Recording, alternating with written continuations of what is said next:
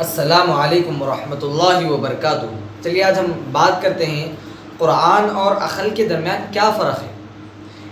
آپ اس کو ذرا ایک سوئی کے ساتھ توجہ سے سنیں، اگر آپ کا ذہن منتشر ہے تو نہ سنیں، دوسری چیزیں سنیں، چونکہ بہت اہم ٹاپک ہے، جلدی سمجھ نہیں آتا، آپ آدھا سنیں گے تو چونکہ ایک کا تعلق دوسرے سے یہاں پر جڑا ہوا ہے، اس لیے یا تو مکمل سنیں یا تو بعد میں سن لیں، رکھ دیں۔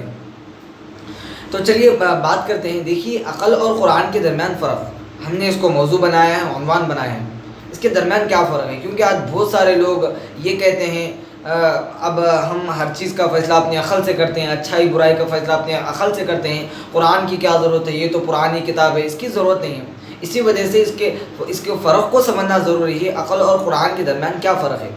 دیکھیے اللہ تعالیٰ نے ہر چیز کے حدود رکھی ہیں، باؤنڈریز رکھی ہے۔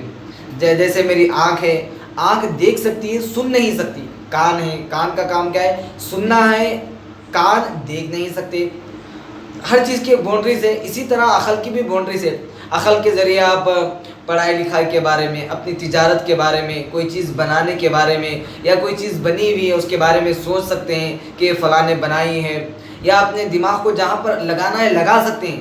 لیکن اچھائی اور برائی کا فرق، حلال اور حرام کا فرق، یا قرآن نے جتنی چیزیں ہمیں بتائی ہے ان کے درمیان فرق کرنا، یہ عقل کے بس میں نہیں ہے، کیونکہ جہاں پر عقل کا دائرہ ختم ہو جاتا ہے وہاں پر قرآن کے احکامات شروع ہوتے ہیں۔ دیکھیے چونکہ اس کی وجہ یہ ہے، آدمیوں کی سوچ ایک جیسی نہیں ہوتی، آدمیوں کی عقل ایک جیسی نہیں ہوتی، ہر آدمی کی سوچ اپنے اعتبار سے مختلف ہوتی ہے۔ آپ اگر یہ کہتے ہیں کہ اگر جہاں پر میجارٹی ہے، یا جو بڑے بڑے لوگ ہیں، عقل مند لوگ ہیں، جو بڑے قسم کے لوگ مانے جاتے ہیں، اچھائی برائی کو ہم ان سے پوچھ کر سمجھتے ہیں، یہ چیز اچھی ہے، یہ چیز بری ہے، یہ چیز آپ سمجھ نہیں سکتے۔ میں آپ کو مثال کے طور پر سمجھاتا ہوں۔ دیکھیے جانوروں کا گوشت کھانا، یہ اچھا ہے یا برا ہے؟ جانور آپ چوہا، بلی، جو بھی لے لیتے ہیں لے لیں، درندے ہیں یا کتا ہے، ایسی چیزوں کا گوشت کھانا۔ اب دیکھیے اگر ہندوستان والے کو اگر پوچھیں، ہندو ہو مسلمان ہو، ہر کوئی جواب دے گا اچھی چیز نہیں ہے، کوئی بھی نہیں کھاتا، گنے چنے لوگ ہوتے ہیں جو کھاتے ہیں، ورنہ عام طور پر یہاں پر مزاج نہیں ہے ایسی چیزوں کو کھانے کا۔ لیکن اس کے مقابل میں اگر یہی ہم چائنا وغیرہ میں دیکھتے ہیں، وہاں پر لوگ پکا کر فرائی کر کھا رہے ہوتے ہیں۔ تو دیکھیے وہاں پر اب ہم فیصلہ کر سکیں گے کتا اچھی چیز ہے یا بری چیز ہے، کھانے کی چیز ہے یا نہ کھانے کی چیز ہے۔ اب سور ہے، اب ہمارے ہندوستان کے اندر مزاج نہیں ہے، کھاتے نہیں، لوگ کھنراٹ ہیں، چاہے وہ ہندو ہے چاہے مسلمان ہو، لیکن اس کو امریکہ والوں کے پاس لے جا کر دیکھیں، وہ لوگ کھاتے ہیں۔ اب ہم کیسا فیصلہ کر سکیں گے یہ چیز اچھی ہے یا بری ہے؟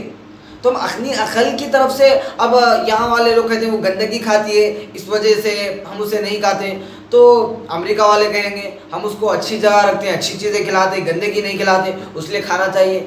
تو اب ہم یہاں پر اس کو عقل کے ذریعے ہم فیصلہ کرنے جائیں گے، یہ چیز ہمیں آسانی سے سمجھنے آنے والی نہیں ہے۔ اس لیے یہاں پر ہمیں قرآن کی ضرورت پڑتی ہے کہ کون سی چیز اچھی ہے، کون سی چیز بری ہے، حلال اور حرام ہے۔ یہاں پر حلال اور حرام، دیکھیے اسلام کیا حکم دیتا ہے، تجارت حلال ہے، سود حرام ہے، سود جو حرام ہے۔ اب یہاں پر ہم عقل لگا نہیں سکتے سود کس وجہ سے حرام ہے، بس اللہ کا حکم ہے مان لینا ہے، کیوں یہاں پر عقل کا کام ہی نہیں ہے۔ عقل کا کام تو کمانا ہے وغیرہ، یہ دوسرے کام ہے، لیکن عقل کا کام قرآن کی تعلیمات کے اندر بیچ میں لانا نہیں، بلکہ اللہ کے حکم کو، اس کے رسول کے حکم کو ماننا ضروری ہے۔ اسی کا نام وحی ہے، اسی کو قرآن یا اللہ کے نبی صلی اللہ علیہ وسلم نے لوگوں کو سمجھایا ہے، اس کو سمجھنا بہت زیادہ ضروری ہے۔ تو ہم کسی کے اچھائی اور برائی کا فیصلہ، خصوصاً جہاں پر قرآنی احکامات ہے، اللہ کے نبی کے احکامات ہے، یا اچھائی برائی کا مسئلہ ہے، حلال اور حرام کا مسئلہ ہے، اس کو ہم اپنی عقل کے ذریعے نہیں سمجھ سکتے۔ یہاں پر ہمیں قرآن کی ضرورت پڑتی ہے، اس کے بغیر ہمارے لیے کوئی چارہ نہیں ہے۔ چونکہ ہم اگر تجارت کرتے ہیں تو یہ بھی کہہ سکتے ہیں، تجارت کے اندر جس طرح ہم کیا بولتے ہیں، اگر 1000 روپے لگائے تو 1500 روپے آنے کا اندیشہ ہے، 1500 روپے آ سکتے ہیں، 1200 روپے آ سکتے ہیں۔ اسی طرح سود کے اندر ہم پیسے دیتے ہیں تو 1000 کی جگہ 1200، دونوں کے درمیان اگر عقل سے دیکھا جائے تو کوئی فرق نہیں نظر آئے گا، لیکن قرآن کہتا ہے سود حرام ہے اور یہ چیز تجارت حلال ہے، تو اس کو سمجھیے۔ اس لیے قرآن کے اندر جہاں پر عقل ختم ہوتی ہے وہاں سے کیا ہوتا ہے؟ قرآن کا حکم شروع ہوتا ہے۔ اب ایک چور ہے یا غریب آدمی ہے، وہ یہ کہے گا میں غریب آدمی ہوں، مالداروں کے پاس اگر میں لوٹتا ہوں تو مجھے کوئی فرق نہیں ہونا چاہیے۔ تو جب عقل چلتی ہے تو ہر جگہ عقل چلانا چاہیے۔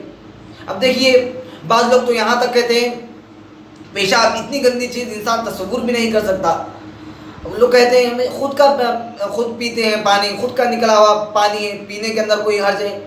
چونکہ یہاں پر عقل چلائے تو یہاں پر عقل کام دینے والی نہیں، یہاں پر ہمیں سمجھنا ہے قرآن و حدیث کو، اللہ کے نبی کی تعلیمات کو، اچھائی برائی کیا چیز ہے، تو یہ چیز قرآن کے ذریعے ہمیں سمجھنے آتی ہے۔ یہی فرق ہے عقل اور قرآن کے درمیان۔ جہاں پر عقل کا مسئلہ ختم ہو جاتا ہے وہیں پر قرآن کا مسئلہ شروع ہو جاتا ہے۔ اگر آپ کو اسی طرح کسی ٹاپک پر بات کرنا ہے، دینی معاملات کے بارے میں بات کرنا ہے، تو میرے ساتھ جڑے رہیے، نیچے کامنٹس میں لکھ کر بتائیے۔ السلام علیکم ورحمۃ اللہ وبرکاتہ۔